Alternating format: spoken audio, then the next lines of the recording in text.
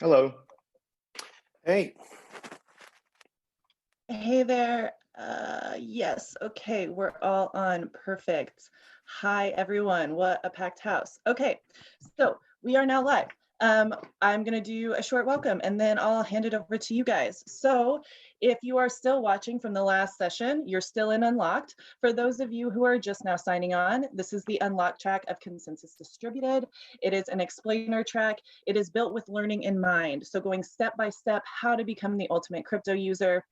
In these sessions, you're going to be able to interact with the speakers more. You're going to be able to interact with some of the technology that's so essential to this industry. First, I'll start with a little housekeeping. I'm Bailey Reitzel. I'm a longtime crypto reporter who spent all of her Bitcoin on meetup beers and alpaca socks, so that super sucks for me. But I'll be hosting this session. I myself, so Bailey Reitzel, and then another woman named Rachel O'Leary, we will be inside Brella. And so if there's questions that we can answer, we will be just responding to you either in the Q&A box or in the chat box. So feel free to use both of those and we will respond. If it's something that we want the speakers to answer, we will get to that. Just hold tight. We will do it either at the end of some of the sessions or sort of on a rolling basis. So we are looking forward to seeing everybody engage here with us. Right now, this session is Bitcoin 101. The reason that we decided to put this on the schedule pretty late in the game, but that's because all of the CoinDesk staffers kept getting asked, should I buy Bitcoin? So there seems to be a lot of new blood in the industry right now, a lot of people wondering whether they should, and then after that, how? So we have quite the panel today for you guys. We're gonna start with Jack-Tatar. He is with Doyle-Capital-Management, and he's also written a book called Crypto Assets. He wrote that with Chris Berninsky. I'm going to let him introduce his guests. I know there's a lot of people here, but you're going to want to hear from all of them. So Jack, go ahead and take it away. Thank you, Bailey. Thank you so much. I appreciate it. Do I need to do anything to get me on the screen? Nope, you're on the screen. Okay, great. Terrific. Thanks. Thanks, everyone. Thanks for joining us. Thank you, Bailey, for the introduction. As Bailey mentioned, I am with Doyle Capital Management. We manage a venture fund that invests in transformative technology funds. We also do some private management of crypto assets, and that's what we're going to talk a lot about today. And I've got my research director, Ron-Kochman, who is with us as well. He's going to give you some insights that I think you're going to want to stick around for and be part of here. As Bailey mentioned, I've written a book, Crypto Assets, The Innovative Investor's Guide, Bitcoin and Beyond with Chris Berninsky. I also wrote one of the first books on Bitcoin called What's the Deal with Bitcoins, which you can see is dated because Bitcoin is actually plural and singular, so it shouldn't be called Bitcoin, which Chris corrected me on. Anyway, that being said, before I get into it, what would be great is if I could just have my panelists introduce themselves as well. I'll start with Ron, and then we can go to Jesus. Ron? Ron, you're muted. You have to unmute yourself. You're on mute. Fortunately, he's better with numbers than with controls here. So that's okay. It's confusing. Yeah, I found the mute button. That's right. Ron Kochman, along with Jack, managing directors of Doyle Capital Management. I do some of the research, and my former life CEO of a Fortune 1000 company for a while. Been involved in Bitcoin for probably about 8 years now, and other crypto assets, and as Jack says, disruptive technologies. Great. Jesus, introduce yourself. Perfect. Absolutely. Thank you very much for having me. My name is Jesus Rodriguez. I'm currently the CEO of Intotheblock, that we're a platform that uses data science to try to extract intelligence about the behavior of crypto assets. So we try to use cutting-edge machine learning and data science to try to analyze patterns in crypto markets. I have had a long career as a technologist with 10 years at Microsoft, building quant systems at Wall Street, couple of successful exits as an entrepreneur, and became a very active investor in both the artificial intelligence and crypto fields. And now I have the opportunity of merging the two. Great. Thank you, Jesus. And we also have Jason. Jason, you want to introduce yourself? Yeah, absolutely. My name's Jason-Lau. I'm with OKCoin. I'm the COO there. And OKCoin's a fiat to crypto exchange. What that means is we allow users to buy crypto, Bitcoin, Litecoin, etc., using dollars and euros. And we were founded in China in 2013. So we've been in the space for, it'll be our 7th anniversary later this year. And myself personally, I've been also in the space for about 7 years now, with 4 years, the last 4 years being at OKCoin. So thanks for having me here. Okay. Great, great, great. And I know we have, I know Jason and Luis are going to cover the house section here. So Luis, you wanted to say a couple of words here early on? Yeah, sure. You know, I'm super happy to be here. As you can see, it is not exactly daytime where I am. Your so this background is going to be fabulous, though. Thank you, thank you. We did kind of have a pretty deep discussion ready for you guys for the second half of the discussion. But for now, I'll just leave it at, you know, I've been in the Bitcoin industry for about 5 years now. I'm based out of Southeast Asia. I'm in Manila currently, and I'm a big fan of kind of the financial revolution that's going on right now. Okay, great. Great. Thank you so much. Thanks for being part of this. As Bailey mentioned, we've got this broken up into 2 sections, kind of why and the how here. So we're going to, for the first 45 minutes, we're going to cover the why Bitcoin, why you should or shouldn't be looking at buying Bitcoin now. And then the how, we're going to have Jason and Luis really get in depth here. But let's talk a little bit about why we should buy or should be looking at Bitcoin today. And I know this is a Bitcoin 101. I have the feeling that many of you do know a little bit about Bitcoin, but let's talk about some of the basics for why you should be taking a look at Bitcoin. First of all, Bitcoin at this point is a asset class, okay? You can take money into an exchange and you can convert it from fiat and put it into Bitcoin and view it as an investment for yourself. It's an asset class. Once the exchanges opened up and they allowed you to do that, from my perspective, it became an investment. Now, as I said, I've been involved in this for a long time, and I've seen a lot of people push back on it as an investment and as an investment vehicle. Let's take a look at some of the specifics around Bitcoin. Today is a very special day in Bitcoin because today is the halvening, which is something that happens every 4 years. And the reason that this happens is Bitcoin was created to develop just 21 million Bitcoin. That's it, no more over time. Now none of us on this panel will ever be around when the final Bitcoin is created, unless they come up with some sort of a life-enhancing type of thing. But we're looking at 100+ years for when the final Bitcoin will be mined. But right now we're in a situation where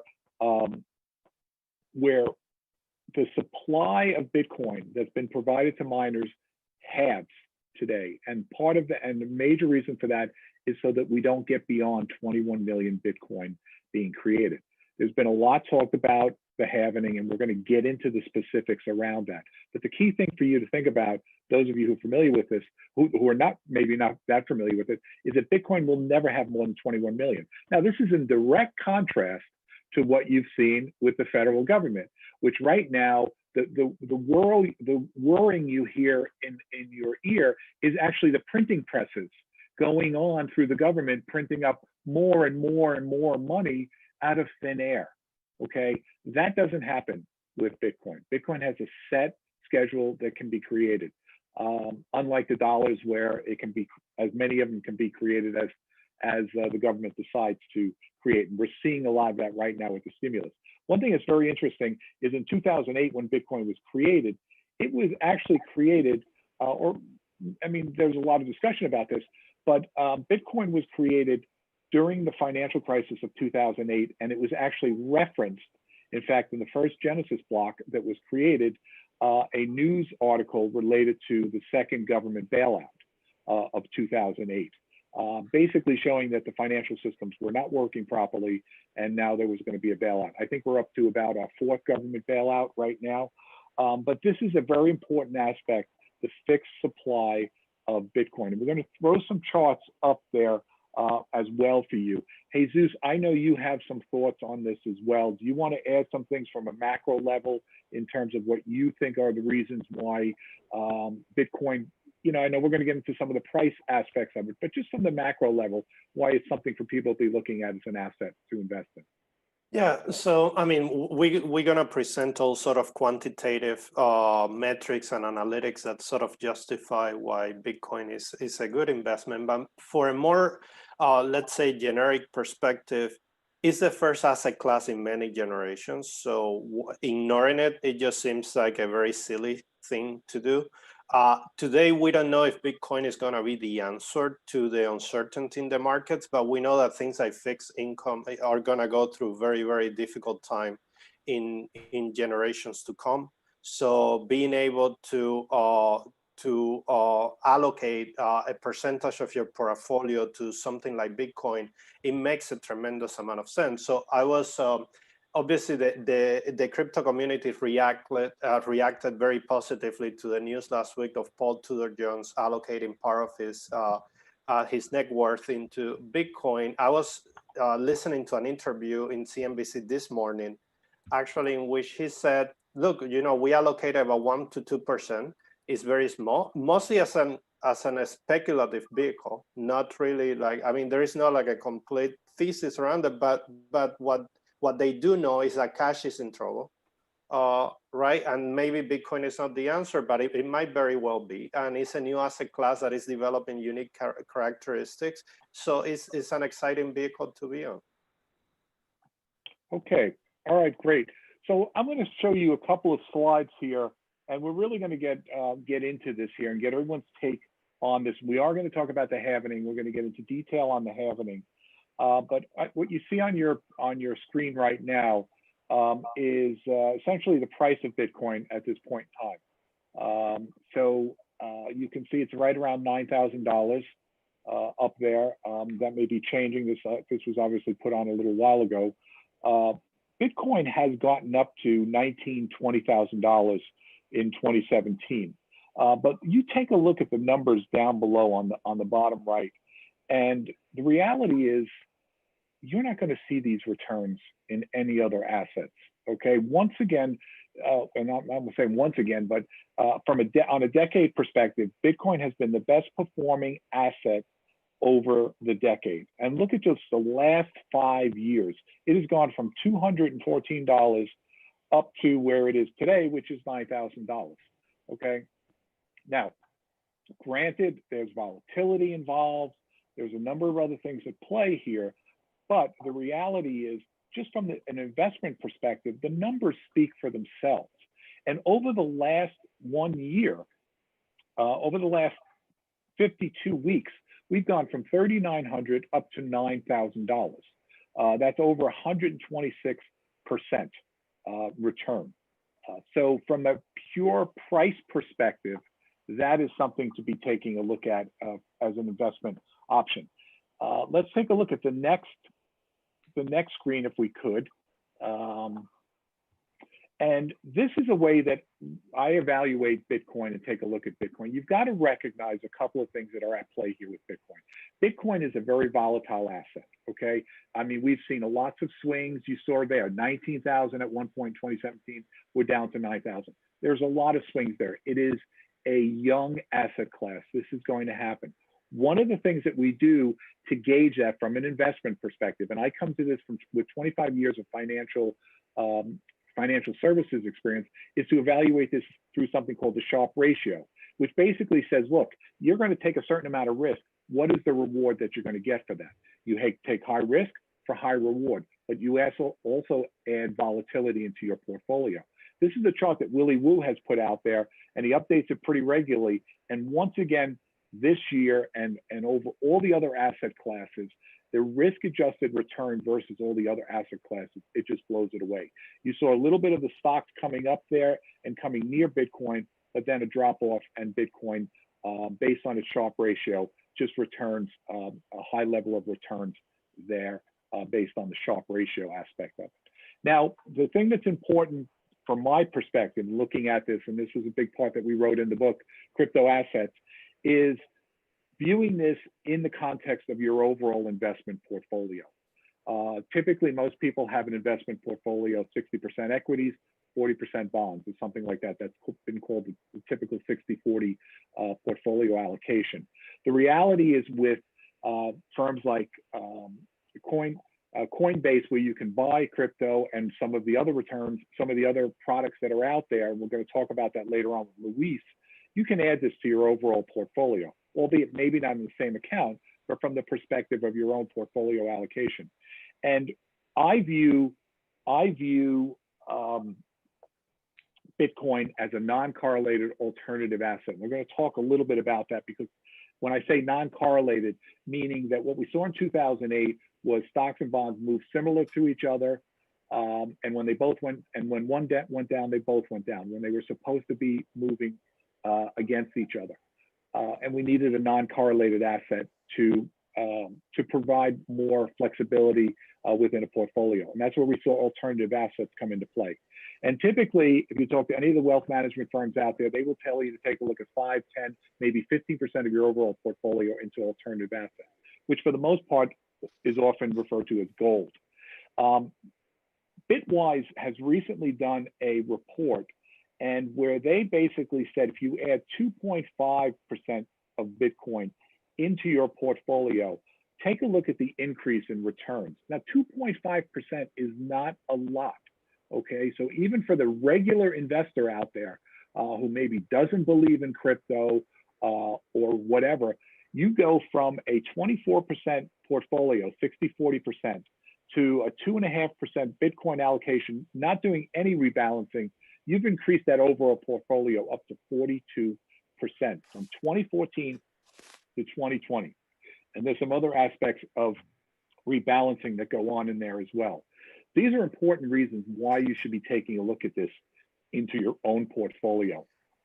Jack, do you feel that applies to any size of portfolio?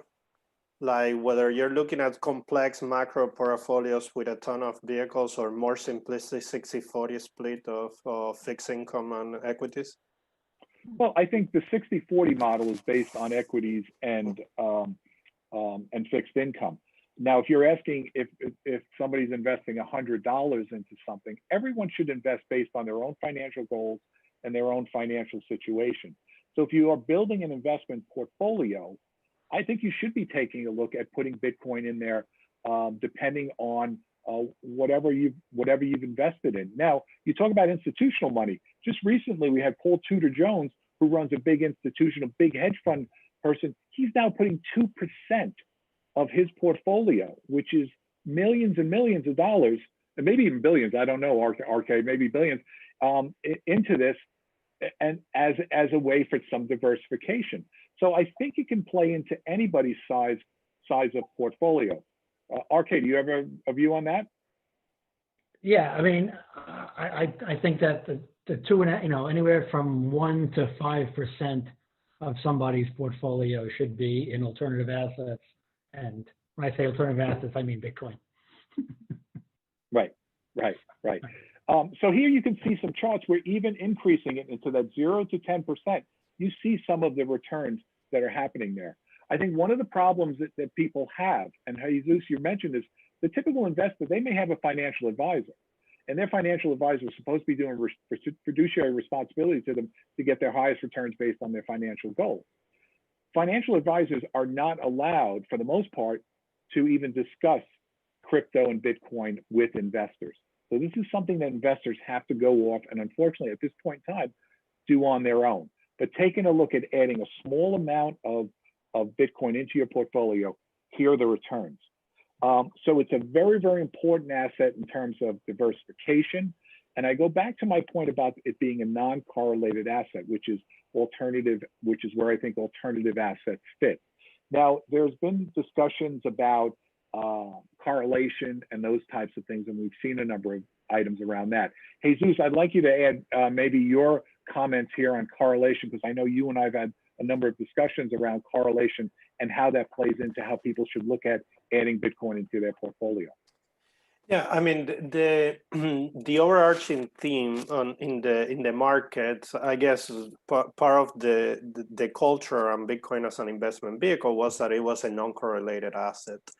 I always felt that as an asset class, Bitcoin is just too young to judge against asset classes like equities or commodities, and it's also too small, right, compared to what is being held on the S&P 500. Certainly, this crisis has proven part of that thesis, Ron, that Bitcoin has acted in some correlation with equities.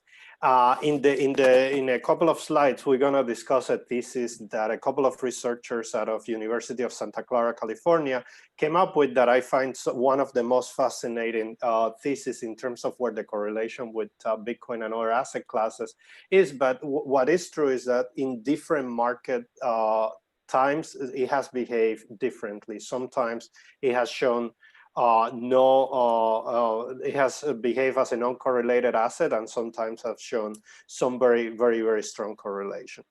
Yeah, so I'd like to weigh in on that one, Jack, as well as with your rebalancing issue. First of all, I don't believe in rebalancing. Right, rebalancing is basically selling a profitable asset and buying an asset that's losing money or underperforming. So I just don't think that's proper investment thesis. I think every time you make an investment, you're setting your price targets of what you think that investment will get to when you will sell.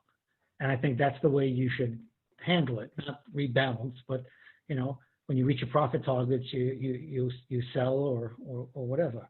I prefer especially for the younger investors out there, I prefer doing more of the balanced portfolio. If you're going to invest 2.5% of your investment portfolio into Bitcoin, well then invest that 2.5%.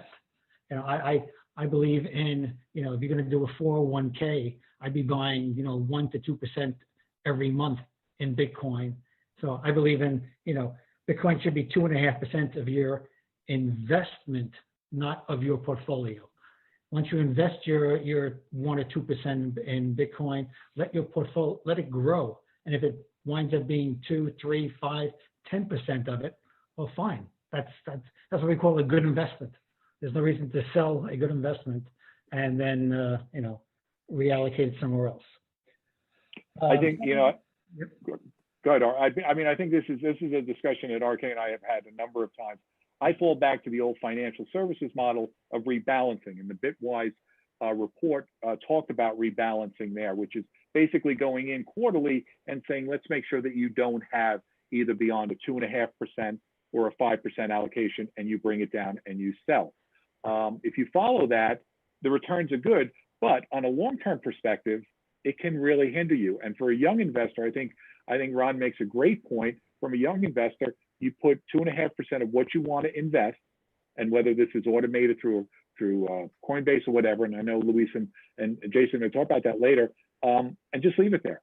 So there's the different perspectives there about rebalancing and allocation. But my point here is that for the person looking to get involved in Bitcoin, look at it from a piece of your portfolio, your overall portfolio allocation. Should a young person invest more in Bitcoin than someone my age? Absolutely. You have a longer time frame for it. Okay. Should you invest everything into Bitcoin? Absolutely not, because of the volatility there. So there's all those different things that people have to come into play here. Jesus, I put up on the screen here some of, I think, your slides around the correlation. Perfect. So maybe help me walk through these, or you could walk us through them. Absolutely. So this is a thesis that I encountered recently in a quant research website. It comes out of the University of Santa Clara, California, and to me it was very illustrative, because today when we think about the correlation between Bitcoin and traditional asset classes, and all or nothing, right? It's either correlated or not. What these researchers try to explain is that up to this point, Bitcoin has behaved to what we call in quant circles as a high sentiment beta asset, which the definition of high sentiment beta is something like when, let's say, investors get really excited about large cap, FANG stock, Apple, Microsoft, Netflix, and all that. They also happen to get even more excited about other stocks that are probably they don't have the same fundamentals as those in the Russell 2000 or smaller cap. But at the same token, when they become bearish about large caps, that effect also permeates into a smaller cap with an even higher degree. So they look at the performance of Bitcoin across and correlations with other asset class across a bunch of different years, and you can see in this chart that when this is a famous drop of March 11, when you see that a sharp drop in equities, it followed a few days after we had a sharp drop in the price of Bitcoin. If we go to the next slide, you can see the study that compares the performance of Bitcoin with different asset classes across a bunch of years, and you can see that equities, when equities were up in an average of over 4%, Bitcoin was up, right? And also with the other asset classes, the correlation was not very clear, right? So we have seen a sporadic moments of Bitcoin having a high correlation with gold, and then having no correlation with gold whatsoever. But with equities, it's very consistent. And then when equities were down, and by equities, we mean the S&P 500. When equities were down, then Bitcoin was really down, following. So the correlation there, it seems that it was very strong. Now, this study is from about a year ago. So let's look at what happened in March 11. So let's go to the next slide.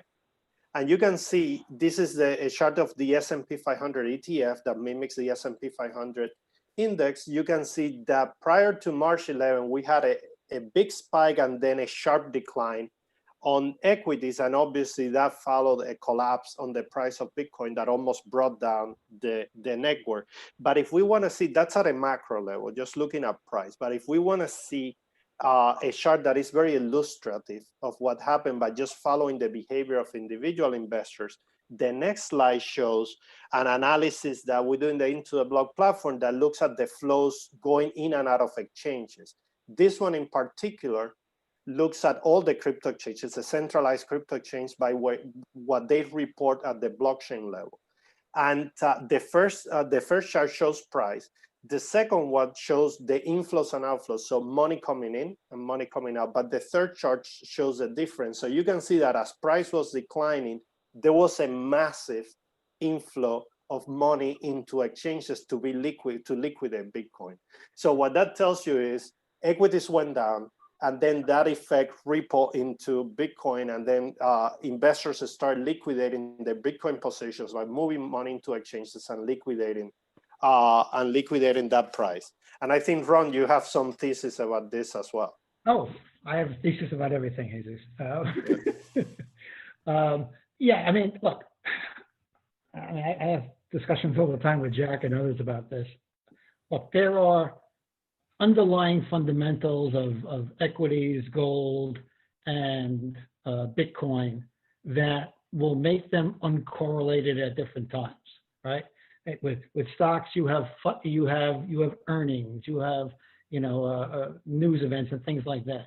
But if you look what happened in March, right, to Bitcoin, gold, stocks, look, everything is correlated to risk on, risk off, right? There's no avoiding that when you're talking about an investment. There's market risk that goes along with everything, and when everything's great, everything goes up. When everything's shit, everything goes down, right? And that's when you see the high correlation is when either everything's booming or everything's just crashing. And that's what the correlation is saying, where the hell am I going to get money to pay my bills next month, or where to invest? Is you liquidate, your stocks, your gold, and your Bitcoin. What I've been finding the last couple of months is both with Bitcoin and gold, especially when the equity markets are closed, they will be highly correlated to the futures, the equity futures market, because if the market's going to open, the stock market's going to open up down 200 points, people are looking to know they have margin requirements and margin calls coming in, and they're going to sell Bitcoin and sell gold to cover those margin calls. So I'm saying, risk on, risk off, you're not going to avoid. You're going to have to be highly correlated anytime that happens. And this is an example of that correlation you're talking about. Right. This is think about I just looked at the S&P 500. I looked at the NASDAQ as figuring right now the S&P is, you got a lot of, I believe the technical word is shit in the S&P, whereas the NASDAQ you could line up more with Bitcoin simply because the NASDAQ is future technology, right? The stay-at-home, type of businesses and things like that. And I really, line up sort of Bitcoin as new technology that goes along with the NASDAQ, and you'll see how highly correlated they are over the last. And NASDAQ is an index that has performed really well in this financial crisis, right? It's positive for the year, which is crazy, right? Thinking about the recession that we're going through. It is in double digits, whereas the regular S&P is still in negative. But let me go into the halvening here. We could spend a lot of time on all these things. Sure. Sorry, Jack. Let me ask you guys a couple questions, just because there's some in the Q&A box, and then we can go into the halvening after that. Sure.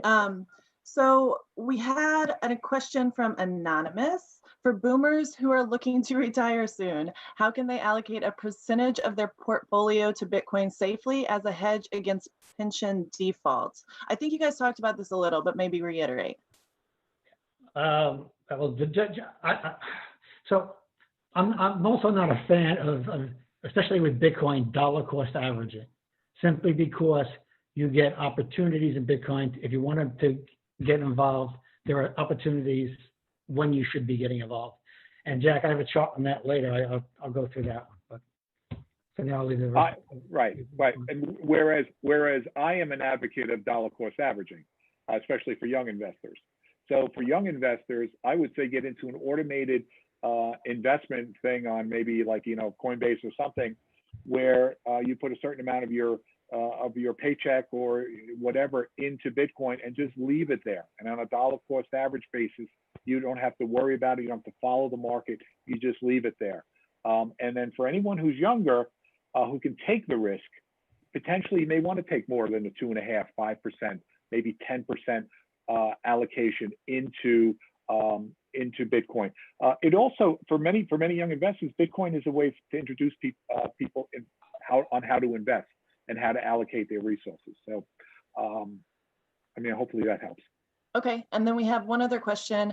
If you want to stop sharing your screen, whoever's sharing it, then people can more easily see somebody talking, and then you can just share it again. Okay, so the main, this is kind of a long one. This is from CFA Charter Holder, so shout out to that person who's asking questions. Thanks so much. The main input to asset allocation models is the expected return for an asset class. Sorry, it jumped on me. Where is it? Okay, how can you estimate the expected return for Bitcoin? Any historical numbers that rely on the previous run-up bubble are highly misleading, as you can get any number you want by using a different time period. Agree. Right. I can send out my crystal ball to that person if they'd like to see how to predict this. But this is the whole reason to be taking a look at it, and spending the time evaluating it. We do a lot of technical analysis, and we do a lot of working with websites and platforms like Jesus's, who are doing some deep dives into what's going on in the Bitcoin blockchain. There's a lot of work that needs to be done to evaluate where the price is going. Like I say, we use technical analysis. The thing you've got to be very careful of is we've got about 12 years of history now with Bitcoin, not even 12 years, because it has only been trading less than that period of time. So we have some past data. Whether or not that data is credible to evaluate I think we're getting there, but we keep utilizing it. If you want to go and look at something like Ethereum or younger crypto assets on a historical basis, you really can't do it because there's not a lot of data out there. So I would say you've got to, you got to take a look at technicals. You got to take a look at what's available on websites. Jesus, any insights you have to that question? Yeah, so I guess from the point of view of portfolio management, the art of any portfolio strategy is once you decide on an allocation that is, in this case, like Jack was saying, like around 2%, that is small enough. How you start incrementing those by increase the reward without increasing the risk, right? You always have to have that that balance, and in that case, it is true that Bitcoin has had a lot of periods of instability that makes it unpredictable. But at the same token, keep in mind that as an asset class, we have more data about Bitcoin than we have about many other asset classes, right, because of the records on the blockchain. And throughout different time periods, it becomes very predictable. Like we're doing work on that, on using ML models, machine learning models to try to predict the fluctuations in price across short periods of time, and it does become predictable. Obviously, it's still very vulnerable to macro conditions. Right. So let me, Bailey, if I could, let me get through these rather quickly, because I do want to get to some of those things about technical analysis, and then I do want to get into the aspects of how. So right now we're in the halvening. This has happened 2 other times. This is the 3rd time. That means that miners are now receiving half of the amount of Bitcoin rewards that they received before. You're seeing a lot about it, a lot of things that have been written about it. In actuality, in regards to price, this is probably the most boring aspect of the fact that we have the halvening today, because the price doesn't matter at this point in time. What matters is that there's this 2 to 2.5 year window. And once again, we're going back and looking at past information. The last 2 halvings, and you can see here, first halving back in 2012, second one in 2016, and now the new one here in 2019. What you had happen with the last 2 halvings is so similar that it requires us to look at this example in what's happening right now. And that is that about a year before the actual halving, Bitcoin hit a bottom.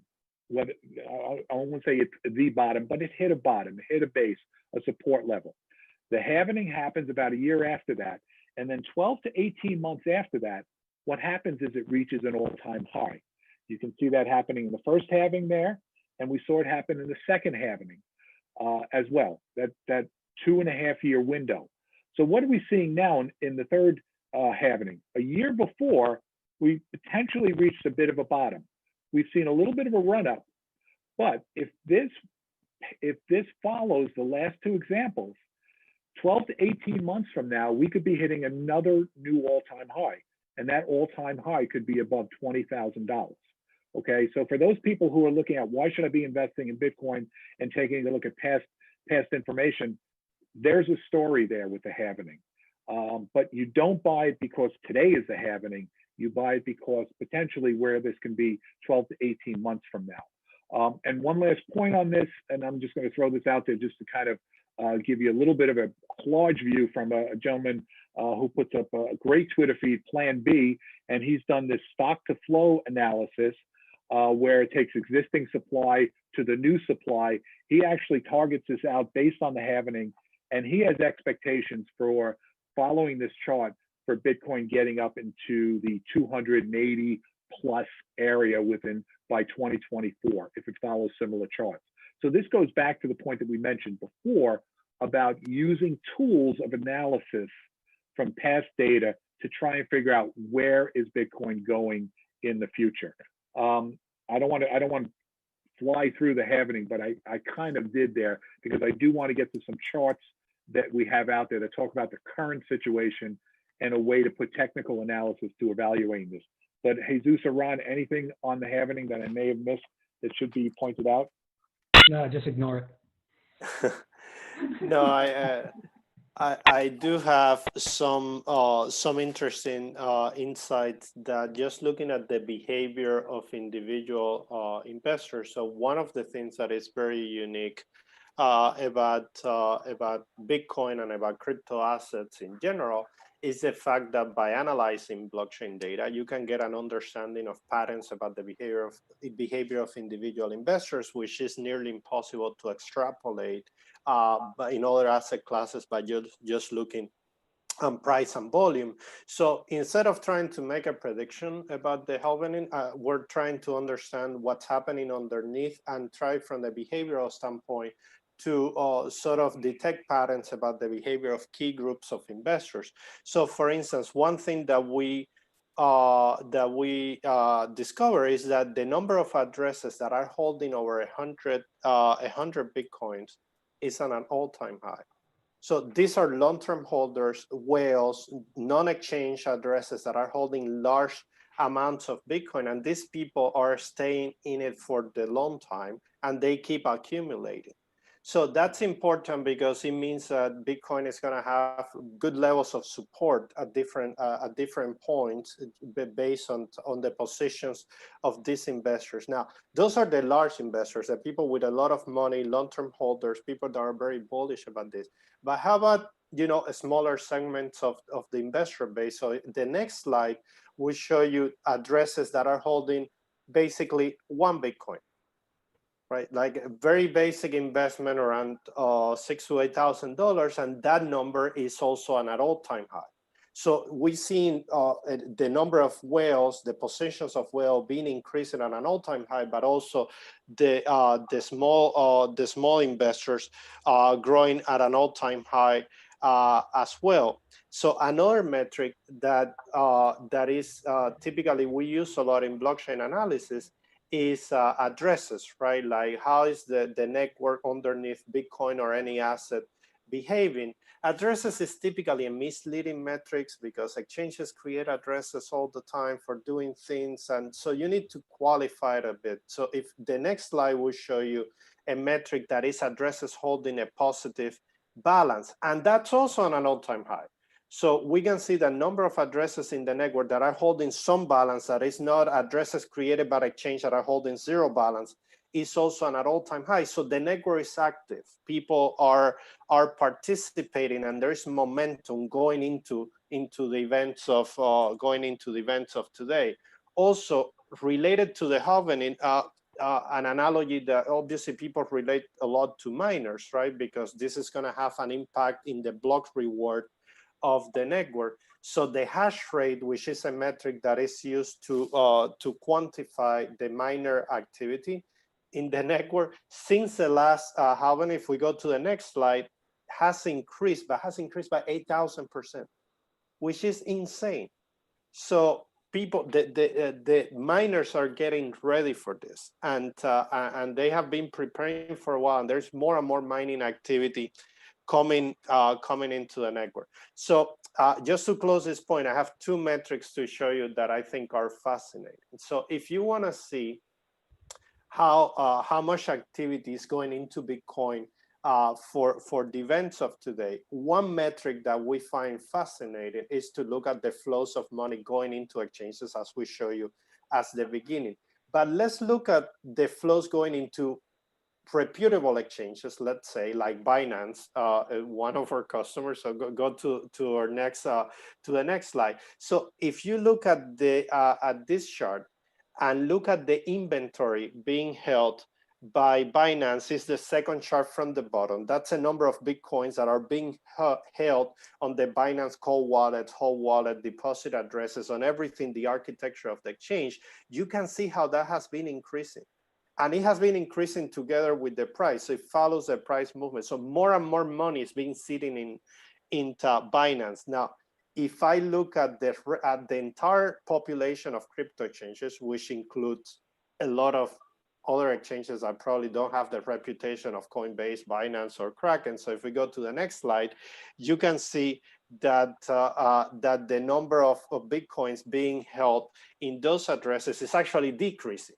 which means more funds, more Bitcoins are being accumulated in the good exchanges and not so much in the bad exchanges. So people are getting smarter about this. As we go through more of these events, the market is getting really smarter. And then I know you guys have some perspective from the technical standpoint as well. Well, I Yes, just want to, we're okay. going to have to jump to the how section pretty soon. Okay. I think you guys have definitely convinced some people, because in the Q&A in the chat, we're definitely getting, oh, okay, cool. How do we buy? How do we buy? Right. So, which is also kind of scary, to be fair, but let's just go ahead and jump over to the how. I don't know who's screen sharing, but if they can drop it, then. Right. We have, would it be okay if we just gave you one quick chart here? Okay, fine. Show the chart. Is that all right? Is that all right? Thank you, guys. Yes, Thanks. that's fine. Thanks. RK, hit it quickly. Here's a technical chart that we've been looking at that we think is worth the price. Okay, so for anybody who wants to know when to buy or when to sell, this is the chart you need. This is simply the 20-week exponential moving average and the 200-week moving average. You can use dailies or whatever, for short-term trading, but you want to do long-term trading, it's the 20-week exponential moving average. And what you'll find here is anytime the trend line is moving up is good for Bitcoin. Anytime it's down, it's bad for Bitcoin. And this goes back to 2014. And just looking at when the trend lines changed, if you bought and sold on the change of trend lines on them, you'd see, I think there were 12 buys and sells in totals over the last 6 years. And there are only, I think, 1, 2, maybe 3 false buys signals that you got during downtrends. But when you got a change in the direction of the trend line and each of the big 3 shaded areas there, if you sold when that trend line changed from going up to not just flattening, but going down, you would have saved yourself the 3 biggest drops in Bitcoin of 50% or more. 20-week, not day, 20-week exponential average. And then I just wanted to highlight the 200-week exponential average, the 200-week moving average, which called the bottom exactly in 2019 and was pretty close to calling the bottom, was off by a week in early 2020. But what I want to highlight here is where we are right now. Even though we're getting a buy signal right now because the 20-week EMA is moving up, okay? We've broken through the big trend line that we have there, the solid line on the bottom, okay? The 200-week moving average did not hold, even though it recovered. And now we are getting up to test the point of the 20-week EMA right now. This is a crucial point for Bitcoin. This, I think, in the next month will determine what does to Bitcoin for the next 2 or 3 years. If we can retake that channel and resume the uptrend above 12,000, we can go to 30 or 40,000. If we don't, we're probably going to at least go down to 5,700. So okay. Watch the chart. Thank you, RK. Thank you, Luis. Thanks, Jason. Thanks, Bailey, for letting us take a little bit extra time there. Hopefully that was helpful. I will stop the share and send it over to the How Boys. Okay, excellent. All right. Also, Jack, Ron, Jesus, if you guys had slides, if you could dump them to me in some way, an email or something like that. There's a lot of people who were kind of interested in having those. So we'll try to figure out how to give our attendees those slides at some point. Okay, so moving on to the how, our host for this part is Luis-Buenaventura. He's from BloomSolutions and is also CryptoPop, if you've seen the art, which I'm sure you have if you're in crypto. Very cool guy. He's going to be explaining how to buy Bitcoin, whether that's through an exchange, through another person in a dark alley, all of these things. So Luis, go ahead, take it away. Thanks so much, Bailey. Thanks, Jack, guys. That was pretty awesome. You know, I was so I'm, as you can see, I'm not coming from the West or East Coast. I'm about 12 hours into the future, and this is my energy level for 2 in the morning. This is exactly how I am at this time of night. I guess I kind of wanted to highlight how in the spirit of decentralization, our two presentations could not be further from each other. I guess the thing that I am really, really excited about when I teach people about Bitcoin, I always kind of think about kind of the very average type of person. And I think the presentation that I'm about to give is very much a reflection of kind of the types of people that I talk to when I have these types of conversations. So I am going to share my screen now, and I think you'll see what I mean very shortly. So this is the how of Bitcoin. How do you buy it? How do you store it? How does all of that stuff work? I'm going to spend this is all his artwork. So if you like it, then now you know where to get it. Oh, thank you. Thanks so much.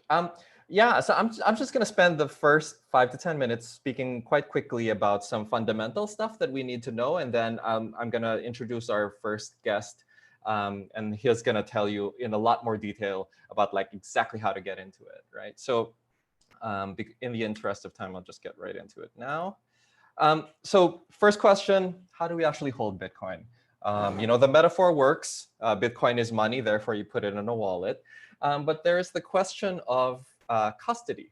You know, coins in your pocket, that's yours. You're the one holding it. You have full responsibility over those coins or paper bills or whatever. But if you put those bills in the bank, now it's kind of the bank's accountability, right? So if they get, you know, whatever, if there's a robbery or whatever, your money doesn't just suddenly just disappear. They have some accountability to you. So same holds true in the world of Bitcoin, where you know, you could either choose to hold it yourself, or you can entrust it to someone else. And the term for that is custodial versus non-custodial Bitcoin wallets. So if you are planning on being brave and tech savvy and holding this stuff yourself, that means you're going the non-custodial route.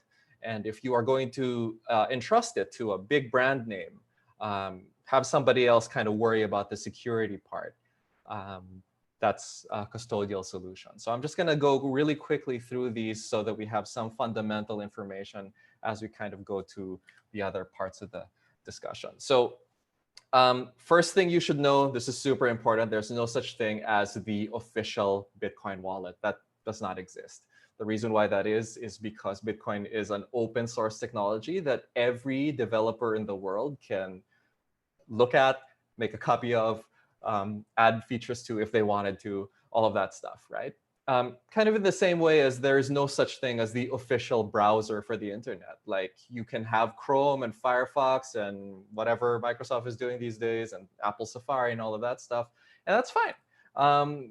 You know, may the best man win. Same thing with Bitcoin wallets. So on the left side of the screen, you have brands like Coinbase, Robinhood, Cash App. And if you guys are familiar with some of these names, you know, like you'll know that they're not only Bitcoin wallets. There are a bunch of other things that they can do. Robinhood, obviously, for stocks. Cash can actually buy stocks as well. But these are kind of hardly representative of all of the choices out there. In fact, if you just did a very blind search on, say, the App Store for Bitcoin wallet, you'll get like literally hundreds of results, right? Because there are so many choices. On the right side of my screen, a couple of brands that I happen to really like. BRD, you say bread, so it's bread wallet.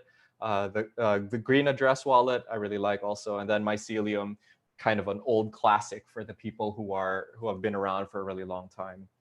Now, Again, these are not endorsements, and in fact, this is hardly even an indicator of how many choices there actually are out there. But these are just kind of some of the ones that I personally have had some experience with, and I generally like.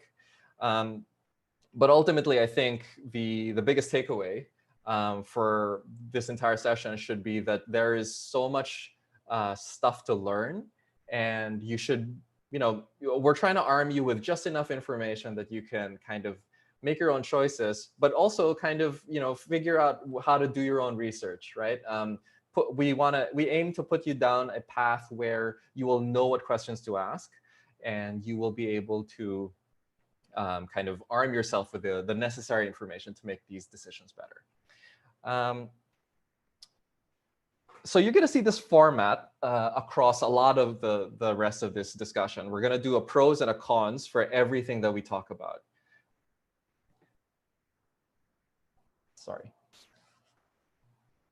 Hello? Seem to have a minor... You're good. We can hear you. We can hear you. Am I still on? Yeah. Yep. Okay, so I've just lost my audio. It's okay. I'm just going to keep talking. So pros and cons, right? With custodial wallets, the pros are kind of obvious. There's usually a pretty nice built-in way to buy Bitcoin. And then they also have, they possibly might have insurance against things like theft or accidents or things like that. And also the security protocols will feel pretty familiar if you're the type of person who's ever had any kind of mobile wallet. And what that means is that, you'll have the email, the password, you'll have two-factor authentication, have things like that. So it won't seem very different, really, from anything else that you've done. If you've ever had a PayPal account, if you've ever had like a Venmo account, then these things will feel familiar to you. Now, the cons for your average custodial wallet are that technically you're not actually holding that Bitcoin, because same way as when you deposit your dollars into a bank, you're not actually holding those dollars, right? And it might not be a massive difference to some people, but to others, it does make a difference who has ultimate control over the Bitcoin that you supposedly own. In the Bitcoin world, we have this saying of it's not your keys, not your coins. And what that means is that if you don't hold the keys to your Bitcoin, then it's not really your Bitcoin. And obviously, that's kind of a pretty extreme way to think about it, but that's not necessarily wrong either, because you are entrusting, kind of your money to someone else, and that's kind of the trade-off for all of the great features that you get for these custodial wallets. The trade-off is that you're technically not holding your Bitcoin anymore. Another possible problem is that you will have to worry about the kind of the limits and restrictions of those custodial wallets. So, if there are some pretty good rules, if there are some pretty strict rules, I should say, then you will have to kind of abide by them. And that might be stuff like, if you need to send a large amount out to someone else, there will be some waiting time while they evaluate what that money is for, kind of like a bank. And, if you're the type of person who got into this stuff because you were maybe not so happy about traditional banks, then maybe that's not for you. The last con, and this one is kind of I guess it really depends on where you're coming from, is that, identification tends to be mandatory for these things. So you do have to tell, you identify yourself to both the platform and the operator of the wallet, right? And for some people, not a big deal. For others, could be a very big deal. So it is kind of one of those things where your mileage may vary. Just forgive me for one moment. I'm going to try and set my headset back on. Okay, I think that's a little better. Okay. This is my last slide, and then I'm gonna move on to like introducing our guests. Pros and cons for non-custodial wallets. best one, in my opinion, you download it and you're going immediately, right? With examples like these, BRD, Green, Mycelium, you pull them down from the App Store, and you're literally ready to accept Bitcoin at that point, right? And so there's not even you don't have to you don't have to sign up, you don't have to give them your email, you don't have to do any of those things. The next best thing about it is that you also hold your own Bitcoin. So this is again, like what we said previously, this is you taking control, taking responsibility for your money. And it is about as dangerous as walking around with, kind of your cash in your pocket. So you do have to learn to keep this stuff safe. But again, this is something that you make, it's your decision to make. And that's kind of what makes this stuff so powerful. And also because it is as good as cash in your pocket, there are no limits or restrictions. You can do whatever you want with it. You can send it to whoever you want. And you're not going to have to ask for permission from anyone, which is a distinct advantage. The last pro that I wrote down here is that you could get access to the latest Bitcoin tech. Now, for most people, that's probably not going to be super relevant. But for the enthusiasts, the people who are who like to be on the bleeding edge of things, it's these non-custodial wallets that are the most bleeding edge, right? So you'll get to see this new stuff as it comes out, which is a hell of a lot more fun. And then there are 3 cons. And as you can probably imagine, it's kind of the ones that are, it will turn some people off for sure. The first is that, kind of the idea of security when you are working with a non-custodial Bitcoin wallet, it tends to have a little bit of a learning curve. I'm not going to go into kind of the details of it, but I guess suffice to say that when you see that initial backup phrase, you will realize that this is a completely different world. And it could be very different from anything that you've ever seen before. Again, because it is yours and yours alone, if you lose things like your backup phrase, your private key, things like that, no one is going to help you find that stuff. In the sense that, it's not like when you, forget your password in your Gmail, there is a way to, kind of regain access to it. You don't get stuff like that for free in Bitcoin, and it doesn't really exist. So you will have to work extra hard to make sure that there's always a way for you to find this stuff. And then lastly, there's going to be slightly more steps involved if you want to buy and sell crypto, if you use stuff like this. As I was explaining earlier, with the custodial solutions like Cash App or Coinbase or Robinhood, right? All of the trading elements are just, kind of buttons in the same interface. So you can kind of do everything you want right there. And it's already all kind of working. With the non-custodial solutions, there's this tendency that you then have to kind of go somewhere else to buy your first Bitcoin or whatever it is. So, okay. And that's it for the first half of what I was saying. Now we can kind of go into the how do we actually buy stuff. So in order for this to work, I need to make sure that my headphones are working. Okay. Is anyone else unmuted right now? I'm unmuted right now. Okay, awesome, great. Okay, there you go. Okay, yeah, sorry, I just had to make sure that my audio was working. No, it would that's be okay. pretty hard to do an interview if I can't hear the person that I'm speaking. It would be pretty funny. Okay, so there are a ton of ways to buy Bitcoin, but I'm gonna focus this discussion on 2. The first is what we call a marketplace. And what that is, if you've ever tried to buy anything over eBay, then you'll know what that is. A marketplace is where buyers and sellers coordinate, agree on a price, and then if it all goes well, then you acquire the Bitcoin that you wanted, right? I'm going to present this part with Ray-youssef, the founder of Paxful. So Ray and I have never actually met or spoke, but I'm deeply, deeply familiar with his startup because my company trades on Paxful dozens of times every day. So I'm a very big fan of what his doing over there.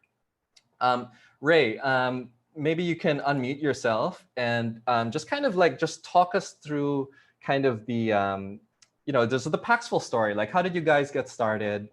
Maybe a little bit about your background also. Hey everybody, what's up? My name is Ray-youssef. I'm from New York City. I'm a New York native. I'm actually an African immigrant. My parents came over from Egypt when I was 2 years old for a promise of a better life in New York City. It didn't go quite as they expected. It was hard, but I learned a lot of things. I learned how to do business on the street. My parents had a newsstand, so I grew up working in my parents' newsstand. That's where I learned how to do business from my mother. Went to Baruch College, and then I got a computer when I was 19, actually, learned how to code and started just making sites. And my first startup failed, was Groupon with SMS messages back in 1999. I pivoted to ringtones. Enormous success, completely bootstrapped. And I had another success right after that at the same time, actually. And then I took a break. I kind of, did very well like that. I bought my mother a house. And then I went on a sabbatical, came back because my mother got a divorce. I had to buy her a new house. And I was like, okay, I'm going to strike gold again twice in a row. I had 11 failures in a row. Wow. 10 years of my life eaten up like that. And these were really prime years, but I learned a lot, guys. Every single failure I had back then has taught me something that I need to complete this journey and this mission that I am on right now, and that is called Paxful. Paxful is a people-powered marketplace for money transfers without borders, anywhere, for anyone at any time, the way it should be. So how Paxful works, it comes from need. Our first virtue or the value of the company is to stay connected to the streets, right? Because you have to understand the people and the problems that they have with money on a face-to-face, like one-on-one basis. And then from there, you can grow and build a real business, which is based on real use cases. I'm sorry, could you step outside for a minute? I have an interview right now. Sorry. Sorry about that, guys. That's okay. That's fine. That's fine. It would not be a pandemic or lockdown session without something happening like that. So yeah, go ahead. Yeah, well, thankfully it wasn't a zombie attack. It was just a friend coming over, but yes. So what Paxful is, I met this guy, this Estonian guy in New York City. His name was Artur. I met him at the first Bitcoin meetup I ever went to. It was at the Bitcoin Center in New York. We became fast friends. We tried something, again, a POS for retail merchants to accept Bitcoin. Didn't work because there was no demand, because there was no Bitcoin at the time. So then we pivoted to a peer-to-peer marketplace, right, where people could trade things. And it was more centered around gift cards, because I actually became homeless in New York. I was, I burned through 11 startups, failures at that time, and I was completely down. Me and my co-founder were homeless for a little while, surfing on couches. That was about 6.5 years ago. So we turned to selling gift cards for Bitcoin and making profits of up to 100%. And that got us saved. It saved our lives. It helped us build a business as well. So from there, we were like, okay, why don't we share this with everyone else? This is a gold mine. It was just hard to scale, but you can get to a point where you're making $8,000 in profit like a month, no problem. Imagine if every human being had $8,000 a month just working on their computer a little bit. That would be pretty awesome, right? And people can even scale even further. So we wanted to share with people, and they said, hey, we need a better system for doing this than bouncing around, Bitcoin talk and local Bitcoins and all that. Something more tailored to what we needed to do. And we decided, hey, we'll build Paxful. The name Paxful actually means peace in Latin.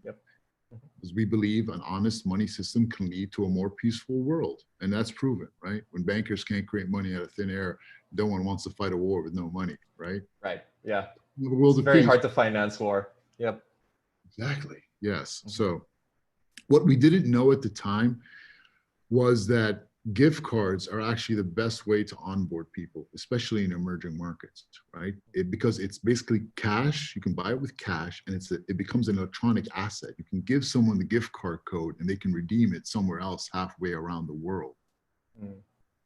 Right. It actually is a very powerful onboarding tool. And then, we had our first big break, kind of big wave, when I got this call at like 3 o'clock in the morning. And this lady was just yelling at me. She was screaming. She was down to her last $13, and she needed this Bitcoin. She called it Bitcoin. She didn't know how to pronounce Bitcoin. This was like a normal person, right? This wasn't a geek. This was a middle-aged lady. I heard her children like crying in the background. She's about to lose her apartment, but she couldn't make her rent. She had to put up an ad, which she usually bought with like a one vanilla Visa gift card from the store. Was that she didn't have a bank account. This was an American lady, a white lady, didn't have a bank account. There's 40 million Americans that don't have bank accounts. I never knew. And then I just started talking to all these people, learning from them, and I was blown away. And I turned to my co-founder and I said, yo, we have to redo everything. Why? Because I had to walk that person through every step of the process of buying Bitcoin and using it through their eyes on the phone. And I learned how to build the perfect UI for people. I'm not saying I'm building the perfect UI, but we turned Paxful into something optimized for people, real people, to actually get and use Bitcoin as quickly as possible. And then from there, the peoples of Africa discovered Paxful, right? And, we went to Africa 4 years ago, before Africa was hot. Back then, when I was saying, when we came back after our first trip, we all believed the same thing. We said, hey, the African people want to move forward. They are young. They are mobilely activated. They are used to online banking, and they're ready for the promise of opportunity, right? When I saw that, all the brilliant entrepreneurs that were there, and some of these people are brilliant. There's like an army of like brilliant young people in Africa, and they're so well educated and they're so ambitious. They're looking for a path forward. All you have to do is give them that path. I think the greatest natural resource of Africa is all the brilliant young people that they have and all their ambition and enthusiasm. So when we go to them and we tell them, hey, this is something that you can use to build your own business, a lot of them got very excited. And when they saw the margins on gift cards, they were like, wow, can this actually work? And once it started working for them, and millionaires started being minted over there because of Bitcoin and peer-to-peer finance through Paxful. It started to catch on. And then they started finding like, it wasn't just a way for them to make money. Then other people in the same area started figuring out, hey, wait a minute. If I can get my relative in California to buy me $1,000 Amazon gift card and give me the code, I can just sell it right here and I can get Bitcoin. And then I can just sell this Bitcoin to another guy on the same site and get money straight to my bank account. And it can be instant. And that's what they started doing. So they found a remittance use case, and they're finding other use cases, including payments, e-commerce, it's wealth preservation as well. The Nigerian Naira has gone down by 60% in the past 4 years.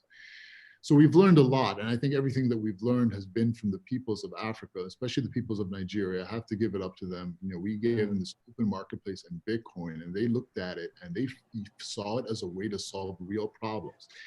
They didn't, our users don't see Bitcoin as an investment vehicle. They see it as a means of exchange. And that's really what we do with Bitcoin. The peoples of Africa taught us is that Bitcoin, its killer app, is actually as a universal translator for money, a kind of clearing layer where Bitcoin can be exchanged for anything, and then anything can be exchanged for Bitcoin. So you can do this. At that point, say Paxful supports 360 payment methods in and out, right? And you can say, take one of those payment methods, like an Amazon gift cards, get Bitcoin for it, then turn that Bitcoin sell that Bitcoin to someone and get a Xbox gift card or a PayPal deposit in the UK, or cash in Cambodia, or Alipay, WeChat, whatever other payment methods you support. You can turn one form of money anywhere into another form of money anywhere else. It's actually, I think it's the most powerful invention humanity has had. I mean, maybe it's up there with electrical induction, man. It has to be. Come on. Let's talk about like how a trade actually happens on Paxful. Like the first-time user, comes in, wants to spend their first $1,000 maybe on their first Bitcoin. what I've got here is a screenshot. I hope you guys can see my screen. What I have here is a screenshot of your bank transfer buying form. And I just kind of wanted to give people kind of a sense of what that experience looks like, right? So here, you know, I've typed in $1,000. I want to pay $1,000 via bank transfer. And the site has computed how much that is in Bitcoin. Obviously, I took the screenshot like some time ago. These prices are no longer current. But would you say that this is the kind of the first step for a lot of people? Like is this the experience, or I mean, you spoke a lot about gift cards. Do you think that that's the primary way that people are using your marketplace right now? Is it gift card trading for Bitcoin? Well, Paxful has a lot of volume along bank transfers, online wallets. Those are two of our payment method groups. Gift cards are another one of our payment method groups. Yeah. We have 4 others. You know, we have digital currencies. You can buy digital currencies with Bitcoin. You can buy debit credit with Bitcoin. You can buy services as well. We're adding a services marketplace, and including goods and assets like gold. I bought my ex-wife a Mini Cooper with Bitcoin on Paxful, right, from Berlin. Wow. So Okay. you can do these payment method groups. You know, they serve as kind of a routing function there, right? So people currently on Paxful, I'd say quite a big chunk of our volume is gift cards. We're known as being the gift card like marketplace. We created that market. Right. But we also support we support the most amount of payment methods of any, 360 actually, and it's growing dramatically. Yeah. In Africa alone, there's 2,000 online like payment networks, and only 3% of them are interoperable. Interesting. I kind of wanted to highlight here like what a Paxful transaction actually looks like, so that people can kind of get their heads around this idea. But you know, very much unlike the experience of maybe buying Bitcoin from an app like Coinbase or Cash App or whatever, on Paxful you're actually talking to a person, and that person is, you know, going to sell you or buy your Bitcoin from you, depending on what the payment method that you agree on is. This screenshot here is one of Paxful's trade chats. So you call them trade chats because every trade has messages that need to be exchanged between the buyer and the seller. Is that right? Am I characterizing this correctly? Yes, you've got it right. So yes, there is a trade chat, and it's by default on all trades it starts. However, what we've noticed is that most people don't want to chat with anyone.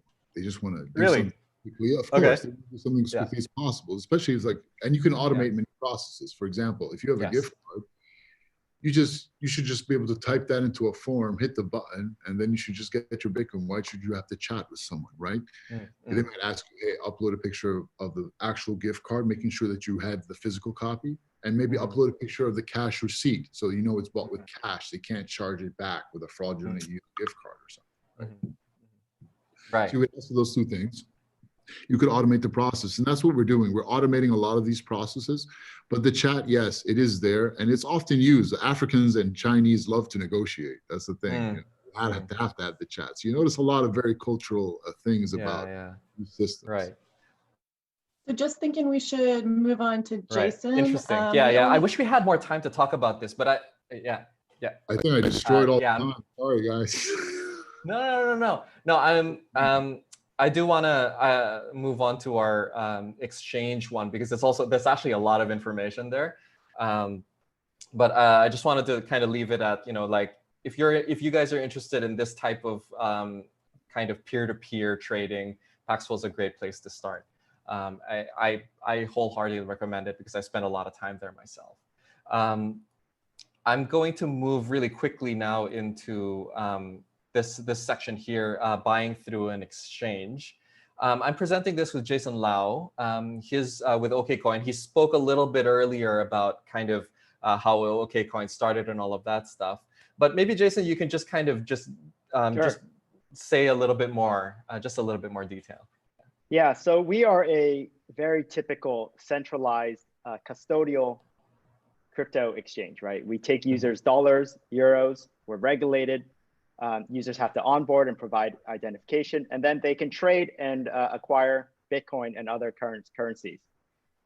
We started in 2013 in China originally, but now we service users from all over the globe. And so, here in the US, we just launched about 18 months ago, and we're currently servicing 38 states, I believe, 37 states. And as we expand our footprint globally, a lot of our users are actually a little bit more sophisticated than the ones that go acquire Bitcoin via a gift card, for example. I've used Paxful before also, and it's fantastic for those type of use cases. And so I'll dive right into it. I know we're short on time, Luis. Yeah. So, an exchange is really a place where all sorts of market participants come together and discover a price, right? What that means is there is an order book. There are charts, there are order types, and there are people coming and placing what they want to do, whether it's buying or selling, at what price. And ultimately, the exchange consolidates all those market orders and intents of the market participants, and you get the price that is traded, the last traded price. There's also no chatting between buyers and sellers. It's very similar to trading on the stock exchange, for example, or the commodity exchange. It's right. Very, very, very similar.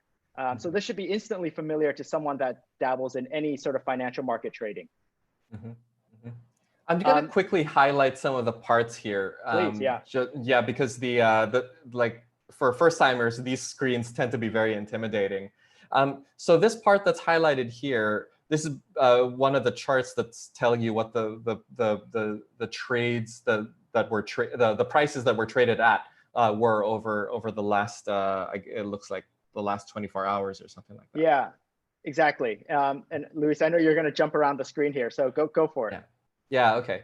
And this is the part where you would do the actual kind of buy or sell order, right?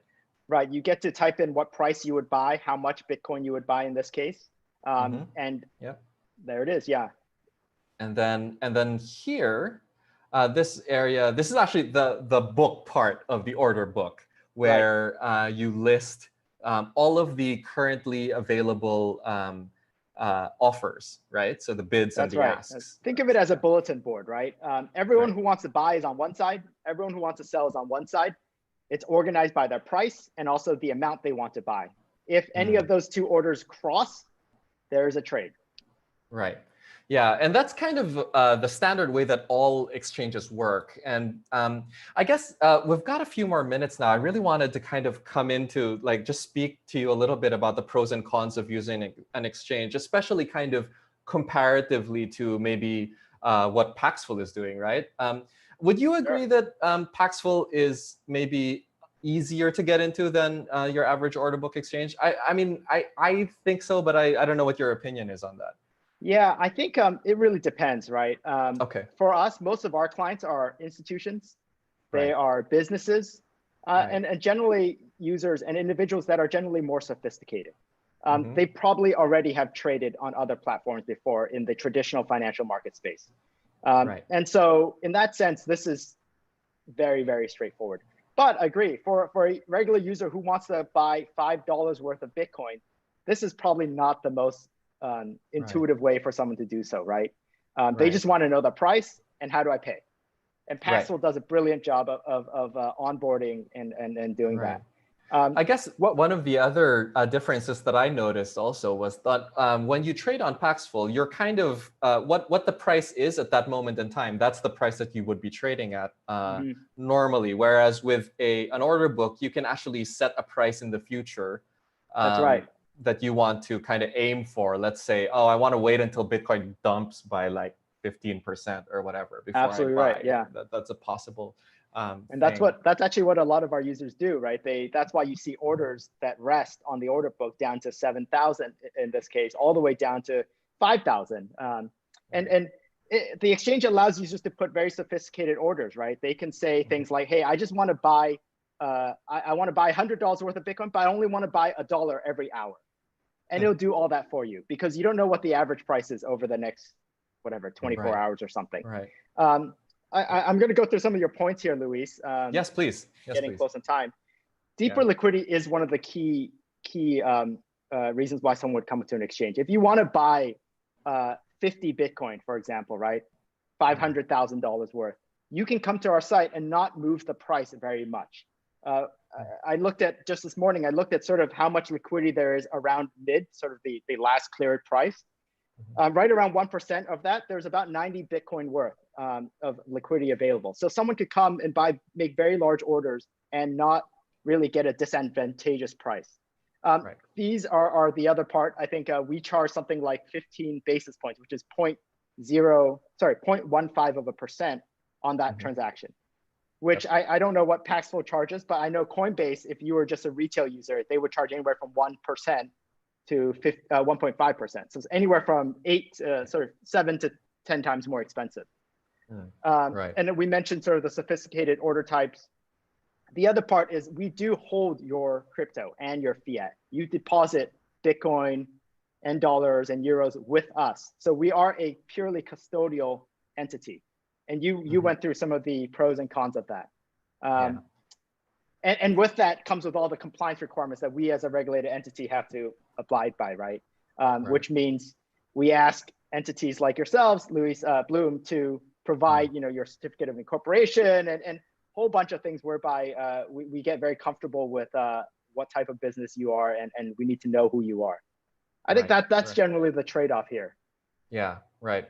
Ray, I wanted to give you like a quick chance to jump in. The difference between you guys and an exchange is with an exchange, they hold both the crypto and the fiat on behalf of their users. That's not the case with Paxful, right?